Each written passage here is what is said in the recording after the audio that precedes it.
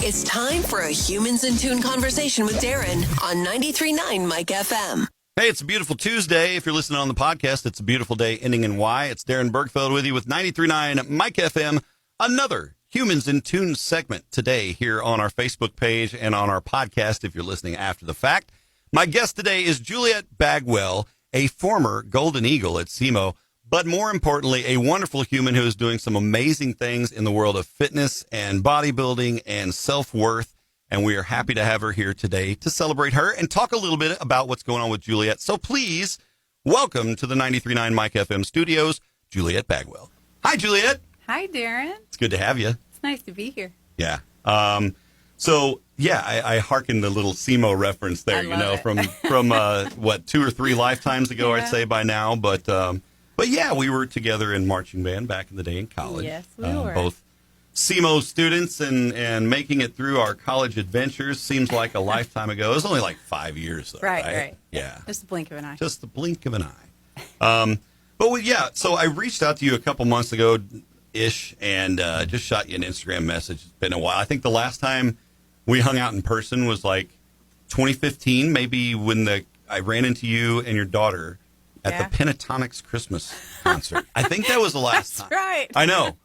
And it was the most random happenstance meetup, and that's what I remember. So I think that was like 2015, so it's been a hot minute. Yeah. But you, and that's been 9 years ago now. You've come leaps and bounds from the woman that, I just happened to run into again at the concert. Your life has evolved to the point where, our lead image, I'll flip it back over here again that you guys saw. She's got this beautiful dress on, a big sash, lots of flowers and a crown. That would insinuate that you won something. Yeah. It was not Southeast Missouri Jersey Queen. It was a far more prestigious win. Let's talk a little bit about your role in the WBFF and where you're at right now. So this gave you the title of, what was it officially? Miss Diva Fitness USA. Okay, because I was going to screw it up. Yeah. I wrote it down like, no, you can just tell me. I messed it up. It's okay. Miss Diva Fitness USA. And that's a beautiful thing. And, you're kind of famous now in this world. It's a professional thing. But the amount of work and drive and focus it takes to get to the point where you've got, what a journey. And this was right at the end of last year, right? Yeah, it was December. Mm-hmm. Yeah. And so you're competing at this level, amongst how many women? To get to that point, so many, right? There are thousands of competitors from all over the world that compete in this federation, which makes it very fun and intimidating at the same time, So, but it's great. You're on a world stage every time you step on stage. So that part of it's fun, just the people that you meet, the camaraderie and the women empowerment. Yeah. Absolutely. Yeah. And that's a big part of it. I mean, to get to this point, that work ethic that you've got to put into it, it's a lot of focus. And, 10 years ago, you weren't doing this, right? This was kind of, I don't even know if it was on your radar, really, was it? Ever has it been on my radar. So, it's just funny how God works and how the different things kind of fall in your lap and you're presented with, and you can go down one path or you can go down another. I think at the core of it, as a musician, as a human, I've always strived for excellence in everything I do. And I'm a bit of a perfectionist. And so, everything I'm doing, I'm trying to make better every time. So I find, what I did wrong and then I try to improve upon it. And I think that's the musician in us is when we're playing something and if we make a mistake, we're like, okay, we need to adjust here. We're constantly. As a trombone player, that's all adjustments. It's all I'm a little flat, just pull it up. As well, and so exactly. you're constantly using your ear to make those millisecond by millisecond adjustments to make sure everything sounds perfect. So anyway, I think of a lot of it as musicians ties into what I'm doing now in the patterns that I've created, the discipline, I started playing piano when I was 8, when I told my mom it was hard and it wasn't something I could attain, right at that minute. It wasn't instant gratification or you couldn't conquer it right away. And I knew it was going to be hard. And I told my mom, don't ever let me quit. Even if, I get bored or tired or frustrated, whatever it is, don't let me quit. And she didn't. And, and I took I started there and, started piano competitions. And that's where my competition started, it was on piano. And then it just, over the years had, I applied it to different things, sports and, I was an athlete in high school. But yeah, as far as stepping on a stage as a professional athlete, I never in a million years thought that I would be, Miss Diva Fitness USA. Right. It wasn't on my radar, but, a good friend of mine that I had met in a travel company, she was a WBFF pro, and she saw the daily disciplines that I had picked up and the healthy habits and patterns that I'd picked up, and she thought, this is the next step for her, and she doesn't even know it. And so she reached out to me and was like, "Hey, have you ever thought about competing?" And I said no. But she said, "Would you like to join my team?" And Darren, team is where she had me because, as a musician, you perform with a group of people to create beautiful music, and you work together. Always better with a group. As a team, absolutely. I never enjoyed playing soloistic stuff. It was always like, what can we create together? Yes, give me those harmonies. Yeah, what can we create together? So she had me at team, and so I tried it, and then I got addicted to the mental fortitude and the growth that you're chasing every time, because you just keep leveling up. Every time you enter a prep, you're pushing yourself beyond the limits that you had prior. Right. So, yeah, it's your the new mental personal fortitude. best every time, right? Yep. My daughter echoes that. It's a new PR every time she goes out, right? I got to get that new PR. I think, going back to when you're 8, you told your mom, "Don't let me quit." You had some early wisdom that not a lot of kids do, is I love this, don't ever let me quit even when I get mad. Kids aren't going to think that far ahead. So, I mean, that's kind of set a precedent as to what to expect from you as you went through the next adventures. And yeah, for sure. I mean, the music side of that, absolutely a balance. I can see where that would help you drive to succeed with this as well. Yeah. And being, a competitive person, you're a competitive athlete, and to achieve that next big, great step. I mean, you hit some milestones along the way to this one. And looking just strictly at the WBFF goals and fitness goals, I mean, you're a few months, I guess, out from the next big one, the big World. So this is the Super Bowl of what we do. This is Worlds. And so this is the first time I'm ever going to step on stage as a pro world competitor. So I competed. This is like the Olympics of what you do, more or less. It is. Yeah. And so there are different federations, but for ours, this is it. This is the as far as you can go. Yeah, it's the Super Bowl. So my goal is to win, Miss Fitness Worlds. Yes. Yeah, that's we're going to see it happen. We're going to see it happen. I mean, and I know every one of those women in there are strong and competitive and elite level athletes. So I know the competition is all deserving. But we'll be on the side of the highway with your banners. Like, say anything. I'll be out there with a boombox playing Peter Gabriel motivational music or something. I don't know. I love it. But yeah, so that's out. So obviously your training regimen. I mean, you're in town today doing some workouts, right? So So I drove down to meet with you and then to meet with a friend and a client. We're gonna grab lunch, and she gets to see, okay, what does a fitness competitor do when they have to go out to eat when they're in training, Yeah. So you get to see that, she gets to see that. You have to adapt. Life is life. We still have to do. You still have all the things. Mom duties and all. Yes. Yeah. So you plan accordingly and you pivot and adapt. Yeah. Pivot and adapt. That's it. That's that old marching band mentality. Yep. Adjust and recover. Yep. Pivot and adapt. So that's a big goal. You're continuing to train. Alongside of that, outside of the fitness world, you mentioned earlier, God put you on this path. You have a very strong Christian heart. I do. And you do a lot of work, in God's name, as we all hope to do, But let's talk a little bit about the softer and kindler and gentler, Juliet. Let's talk a little bit about your mission work and what you've got going on there. Yeah, so that was another, thing that God just placed in my lap and in my path. And then over the years, it's just transformed into the, I was the president of a, nonprofit. And I never in a million years would have thought that I would have been the president of a nonprofit that build homes in Guatemala, nor would I have thought that I would have been, Miss Fitness USA. But anyway, it's funny, when I started down this path, it was, I just want to take my daughter to Guatemala to build a school. And just want to go volunteer some I just time, wanna go have a life volunteer. experience, Yes. hopefully it'll imprint on her heart the Yes, same kind of vibes. absolutely, Yeah. yes. Gotcha. And just show her and give her perception on how she fits into this world, and then how she can also And how give back. big the world is. Yes, and how big the world is. Yeah. So, and it started there, and then the next step was, okay, a former superintendent of mine, reached out, and we connected, and she was doing work in Guatemala, and I was wanting to take Milena to Guatemala, and so she was like, we'd love to have you be a part of our board. We're building a women's center in Guatemala. And I'm like, what? Okay, sign me up. So, I just jumped right into that, and for 6 years I was part of that nonprofit board, and I served as the vice president. I went to Guatemala numerous times and helped with the children, helped teach them music. Basically, I would help with the children while they would help teach the women a skill set so that they could earn a living wage, and it was sewing. And I know a little bit about sewing, but obviously, as a teacher, as a musician, it was more fun for me to be with the kids. Yeah. So that was my role when I went. No, that's a great role. And then through that nonprofit, then I met our lead construction, Ulysses was his name.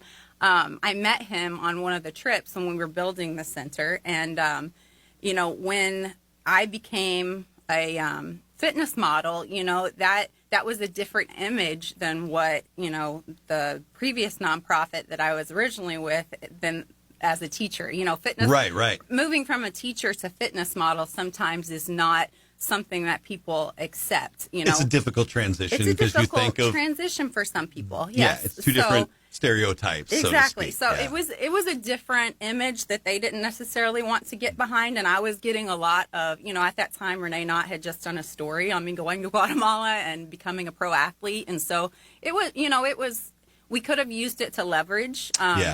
That would have been my thinking, but their thinking was a little more old school, and that's fine. So I stepped away from that board, and then as soon as I did, Ulysses reached out to me. He's like, hey, our board is looking for some new members, friends of Contra Casa, and we would love to have you. And you were like, okay. I'm like, okay. And so as soon as I spoke with the board president, I was like, listen, I'm a fitness model. You have to be okay with that. Right, here's my table. Here's me, all of me. If you don't accept all of me and my big heart that I bring to the table, then I'm out. And he was like, absolutely, we accept it and we applaud it. And so I was like, okay, I'm in the right spot. Right. So I joined, and then probably 2 or 3 months after I joined, he asked me if I would take over as the president of the board. I was like, whoa, sure. Yeah, sure, I'll do that. And I'd never done that before. But, it's a leadership position. And as you know, like, if you're a strong-willed, big-hearted person, that makes a good leader. That is a great point of leverage. Yeah, and so he recognized that, and he asked me to step into that role, and I gladly picked it up, and so that's what I did. And so I was president then for the past year and a half, and yeah. And it's cranking. Yeah, it's cranking. So we since dissolved just because, in the world of giving back, there's always going to be people that are doing it for the right reasons, and then there's going to be people that aren't, and so you have to learn to see through that and partner with the right people and make sure that you build on a strong foundation. And Absolutely. So, we have since dissolved from our partnership with Contra Casa, but we're now in the process of creating our own 501c3 here in the U.S. And then, I'll be one of the core founders of that. That's awesome. So it's moved. And that's just a process. It's a process. Ooh, boy, so yeah. it's just so funny how the different waves have come in, and it's always been taking me more towards the goal of what I had originally wanted. So, God just works his God magic. is funneling. Yeah, that's just it. funnels. He's And just- I yeah. just sit back and I'm like, okay, what's next? I know it's going to be rough. Because my last prep, Darren, I was leading our nonprofit through a dissolution. Yeah. I was going through a breakup. You're chief of the train wreck. Yeah, Yeah. it was just, wow, all of these storms that were just all at once in my life that I was having to navigate. And I'm like, wow. Yeah. And so it really made me think, okay, you got to really learn to read people and know to build on solid foundations and not shaky foundations, and make sure that, people's hearts are in the right spot. And, Absolutely. But, and, you can be the best judge of character in the world, but you're still going to get burned. And it's, Absolutely. it's taking care of that wound and treating it and recovering from that without killing off the entire body. You know what I mean? Exactly. So. And then just not being, what's the word I'm looking for? Just having any type of a bad juju from it, and like still viewing everything with a silver lining. Yeah. And that's what I've always not getting tried. jaded. Jaded is the word I was looking for. So, it was really important for me not to be jaded through that process and still see the silver lining and the purpose of the trial. Yeah. You almost have to step out of any role you have in it and just assess the organization and say, okay, at its heart, ABCD is happening. These things are happening. This is growing. Yeah. Let's fix the sickness part of this and keep it rolling. And I think that mindset like goes to anything that you're doing in life. If you always look for the silver lining and you always look for the lesson, like you're going to keep growing as an individual. Yeah, you're absolutely right. That optimistic approach. Yeah. I mean, that's you and I both have some great war stories, from the several lives that we've lived. And I think that is probably what's kept both of us going is staying optimistic. And, I definitely have had some days where I feel like Bill Murray in Stripes and like your girlfriend left you, you lost your job, you crashed the taxi and the sad music is playing and then somebody splashes you in the puddle and your cat's having kittens. You don't even know what to do. But you know what? That keeping that positive attitude and learning from those dark moments really does help your growth and gives you great perspective, for sure. And so, and we mention music a lot because that's a lot of our heart is in music. Now, are you still doing anything musically with, any of the volunteer work or anything like that? Just kind of or tinkling on your own in a little bit? I have my ukulele and I have my piano at home. I haven't played my French horn. I haven't owned a French horn actually in years, which is sad. Most people don't unless they're doing it professionally. They're not cheap, right? I picked it up at a yard sale. The horn I had was so nice. Like it was an old Alexander, and if you don't play those, they actually deteriorate. So like it was not doing it any good just sitting around. And that's not a soloistic instrument for me anyway. Like I like to perform in a group, and my life just hasn't been in that place yet where I have that time to like go perform in a group. Right. Yeah. Unfortunately, can't make mini band practice. Right.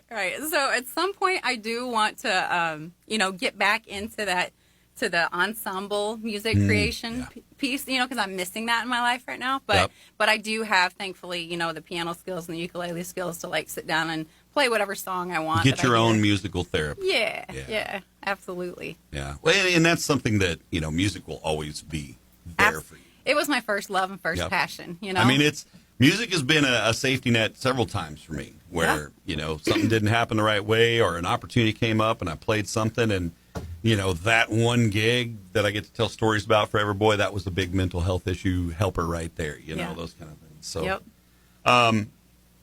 so now, you're balancing all this stuff. You're training for this next round, the Worlds, this huge Super Bowl, so to speak, of things. And you're a mom. Your daughter is how old now? She's going to be 20 June 10th. I know. What? I can't wrap my head around it. Yikes. Yeah. Now, as a mom who, obviously now she's a little older, but, coming up through this, I'm almost thinking like we're writing a movie about you where it's like, I don't know, like Sissy Spacek should play you, like working your ass off, raising a daughter, doing all these things. Yeah. I mean, she's succeeding. She's doing well, right? And so to be able to balance all these things, what is your tips for, single moms who have to take on a role, who are trying to make life changes or find themselves in a spot? I know a big part of what you do is coaching. Yeah. And, let's talk a little bit about that. Like, how do you overcome so many negatives at once and try to figure out where you're supposed to be? Well, I think it's what we just spoke about earlier. It's like it's totally your view on your situation. Anyone has the ability to view a situation as negative and just sit and waller in it, or they can view it from a lens of, okay, what can I learn from this? And if you believe in yourself and you're always optimistic and you're always looking for the silver lining, you're going to figure out, and I think single moms everywhere can say, oh yeah, I get that. because they always have to figure it out. They don't have necessarily someone there to pick up and help them figure it out. If they don't figure it out, they failed their child. So that's the motivation right there, is just to make sure child is, it's a necessity, to make sure your child is safe and happy and healthy. It's almost basal maternal instinct. It is, point. It's like we're mama bears, we're going to do and I think single moms are some of the toughest, bravest people on the planet. They can do anything in business. You give a single mom like any task, she will get it done. Like the MacGyvers of the world right there. Yeah. Absolutely. Yep. So I think just that I'm not going to quit because I can't quit on myself. I can't quit on my child. Just that attitude and that mindset, that the mental toughness, it's the mental fortitude, to be honest. Like, because when you go through all these trials and you can't quit, and no matter how bad a day you're having, no matter how many things didn't go your way that day, like, you still can't quit, Yep. Like, at the end of the day, you come home, there's a mouth to feed and somebody who needs all the emotional strength that you can give after you just gave all the emotional strength you just gave. So, yeah. Yeah, and I can say teaching, that was an error. Like, being a single mom and teaching at the same time, to have the bandwidth emotionally to do that was taxing. And I did it for 20 years. And that's when I knew I needed to take a step away from my mental health. I taught junior high and high school, so 6th through 12th for 11 years, and then I taught K through 5 for 9 years. What was harder? They both had their They both have their strengths and weaknesses. Yeah, they do. They do. And I really liked junior high kids, to be honest. I mean, they were either really awful. You're one of like 2% of people in the world that prefer junior high. I know. But it's because... For me, it's the smell, but yeah. But it's because they're still goofy and quirky and fun. They still got some kid in them. They still have some kid in them, so I could be totally silly with them, but they would still get the job done. If I said do X, Y, and Z, they would knock it out. Now, kindergartners, they're like little puppies, Yeah, so, you've got a handhold. Like, literally, like, sniffing carpets, licking walls, that's what 5-year-olds do. Like, absolutely. My crayons taste like purple. I know. Yeah. Oh, that's hilarious. So the transition from, secondary to elementary was really funny. I mean, I think I laughed straight for about 2 weeks because I'm like, what was that? That is awesome. Now, does your daughter have goals of pursuing any of the fitness training and so forth that you've done? No, she has always been very, very, very, she's a gifted child. And so, but she's always been really gifted in the arts. And so she loves, the girly stuff, the eyelashes, the nails, the cosmetology, the hair, like, because it's an art form for her, and she's very much a perfectionist. And she's talented at this. If you see a picture of your daughter, she does not screw it up. I mean, she's amazing. She's a beautiful young lady. So so for herself, she values her appearance, and then she also helps other people feel beautiful. Anytime that her friends want. So she's right now in the middle of trying to figure out. Okay, I don't want any debt. She's very smart, so she thinks like she plays. She's got the 10-year plan. Yes, she plays chess in life, not checkers. So she's thinking way beyond her years right now. But she's like, okay, I don't want to do X and then have this debt, and then at the end of it say, I'm not happy. Right. I just spent, I can attest to my college years and the debt that I accrued to that. I mean, same. I don't know if any of us knew what the hell we were doing. That's why we're in marching band. You just show up. I was like, I'm here. Hey, I just needed some more high school. I don't know. I did graduate once upon a time, but yeah. See? And that's, if I have any regrets in my life, and I'll say this publicly, is that I did not go to Scotland and instead stay home and got married. Oh, my gosh. The first time. So there you go. But I should have gone to Scotland. Fun. Yes, you should have. Yeah, I was there vicariously. You were. But yeah, well, that's awesome, and I'm glad that she's finding her place. And yeah, and at 20, if she said she knew exactly what she wanted to do right now, I would think she was full of baloney. Oh, absolutely. So I didn't. I mean, I kind of knew, but I was just like kind of throwing. I'm terrible at hitting things. I was here when I was 20. Darts. Yeah. I was doing radio still then, and, I was like, and then I music. quit. So yeah, that's it. Let's do something with here's music. something with music. I am glad that God led me back into radio now. X many more years later than I care to share. But, it's given me a lot of fun, a lot of opportunities, I get to have music, I get to do my digital stuff that I dig, I get to hang out with friends, and we have these conversations, and so many amazing people I've got to talk to, and you included. And so I think it's very cool that you come in today. We've talked about this journey. I think too, I want to talk a little bit more. I had your website up here. Let me pull this back up. So JulietBagwell.com is a very easy way to find you. You Google her, and you'll see her there as well. But you do some coaching here. We talked a little bit about this, not just for nutritional coaching, but also post coaching and strength coaches as you're going through this, because it's an art form. It's a skill set very specific to what you do. As much as I come in the morning and I call it the mirror of shame, it's more the mirror of truth now. I'm not as ashamed, but the humongous floor to ceiling mirror we have out there. I come in the morning and I'm dropping poses like check out the no muscles that are here. But anyway, it does take a lot of strength. It's a lot of stamina, I guess, to be able to do this in a show. Because you go out on the stage, you're posing for how long? It seems like an eternity. You're not out there for very long, but at the condition that you're in, so the stage condition that you show up in is not the space you live in for longer than like a week. Right. That's your uniform. Yeah, because that is not healthy. Suited up. Yeah, it's not healthy. Yeah.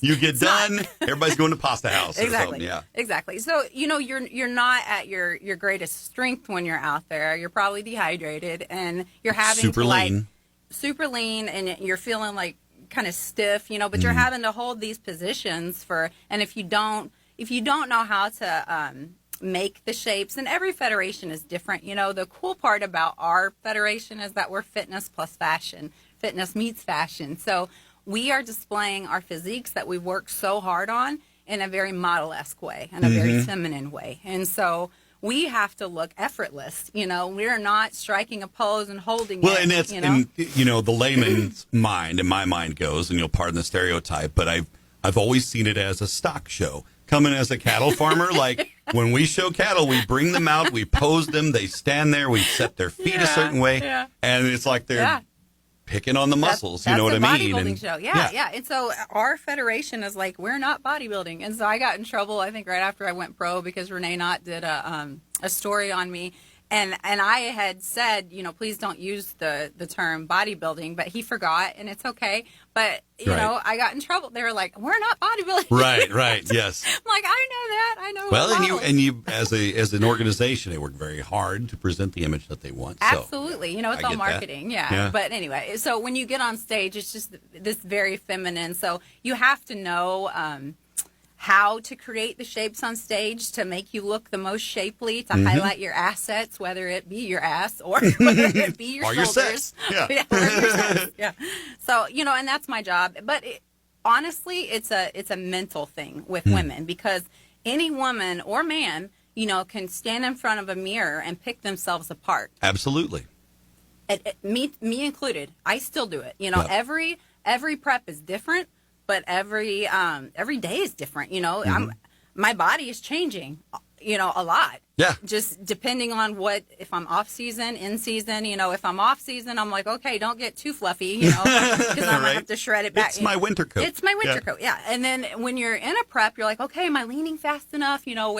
Where was my body last time? So you're constantly, and I know everyone does it, just not to the degree that probably, fitness competitors do, but we're always picking ourselves apart. So what we do with posing is just learning how to love ourselves fully, because it's a confidence, it's an energy exchange when you step on stage. So if you come out there and you're happy and you're confident and you're your own unique self, like, you're going to do fantastic, and if you know your body and you know how you should stand so that it looks good, but then you're comfortable too, so that's what I teach. It's more mindset training.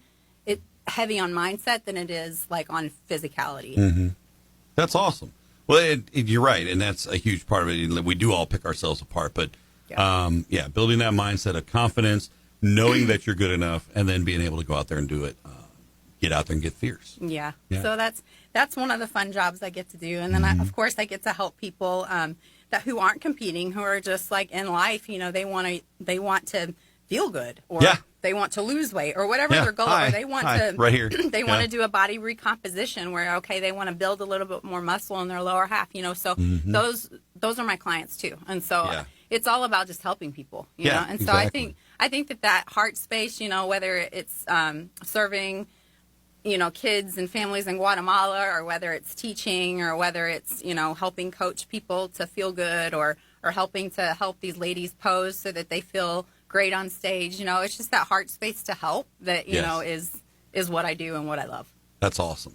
And I know you go out and do speaking engagements, and you talk to groups about these sort of things and kind of bring them up to speed. So anybody that does want to reach out and potentially book you, or, just hang out, stare at her as she walks out of the gym, just visit her website, julietbagwell.com. You can find links to social there and everything else. And, whether you want to learn more about being a fitness competitor, or you just, again, and we talked before on air about, my recent changes to a healthier lifestyle, not because of Juliet. I can't say she's not an inspiration, because, you're an inspiration. But, thank you. But yeah, just talking about eating cleaner and, being more conscious about the nutrition. Yeah. I think for a lot of people, and for me as well, like I wouldn't necessarily eating bad, but we're not necessarily conscious about some of the bad choices we make, because let's be honest, we're in America, fast and furious all the time. Yeah. Sometimes you got to, grab a little, I'll go to Subway. It's not as bad. Or I'll go to a healthier shop. But then you get the options where it's like, you got ketchup on that, and that's high fructose corn syrup. Or you got this, it's full of bad carbohydrates. And so being educated about those things and being more aware of the decisions you make, it wasn't hard for me at all to go, so A, B, C, D, E is terrible. Well, I'm going to cut those out.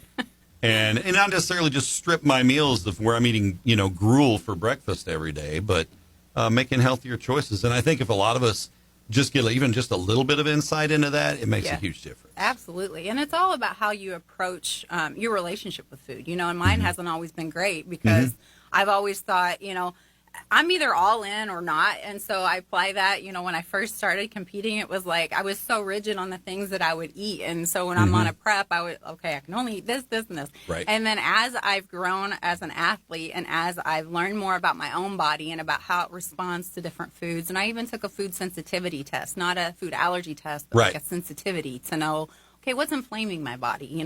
What's making me retain more water? What's making me do this and that? So as an athlete, I have to know those things. So, it's just a learning process, and once you learn to, understand nutrition and the ingredients inside of the things that you're consuming, and huge. Then also understand your own body and how, and listen to your body on how it's responding. And that's been a big step for me, is just, since I've dropped a lot of things, try a little bit of this here, try a little bit of that there, and see over 48 hours, digestively speaking, that was a terrible experience. I should probably not do that anymore. Well, really, purging my system of those things and then kind of resampling here and there, really, again, that's kind of put me in check of what's good and what's not. You figure out, okay. And so for me, I love sweets. I'm a cookie monster. I love brownies. Anything sugar, I'm a fan of. Right.